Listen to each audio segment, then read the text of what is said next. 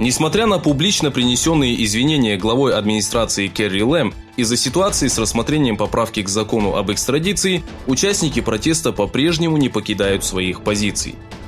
15 июня Лэм приостановила рассмотрение поправки к закону об экстрадиции подозреваемых в Китай. Спустя сутки после вынесенного решения около 2 миллионов протестующих вышли на улицы с требованием отказаться от пересмотра закона.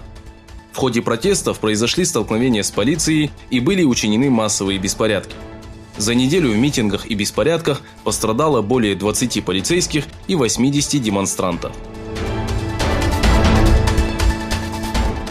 Пресс-секретарь Министерства иностранных дел США Морган Ортагус заявил, что запланированный визит так называемого уйгурского автономного района представителями ООН вызывает опасения.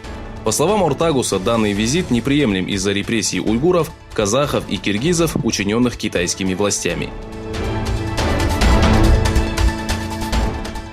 По сообщениям New York Times, США увеличила кибератаки на электрические сети, а также другие объекты России. Такое заключение было сделано после беседы с бывшими и действующими чиновниками, по словам которых причиной послужило вмешательство Москвы в выборы президента США.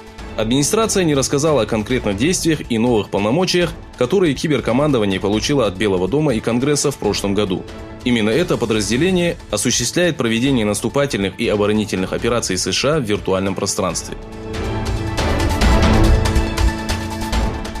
Центральное командование США полагает, что возможности противовоздушной обороны хуситов благодаря помощи Ирана существенно увеличились, и теперь они могут сбивать беспилотники, в том числе и американского производства.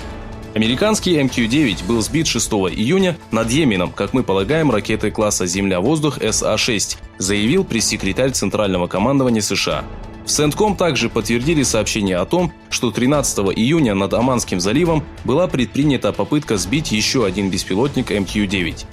По нашей оценке, модифицированная иранская ракета класса «Земля-воздух» СА-7 попыталась сбить американский МК-9, чтобы сорвать наблюдение за танкером «Какука-Курагис», который был атакован иранскими военными, утверждается в заявлении.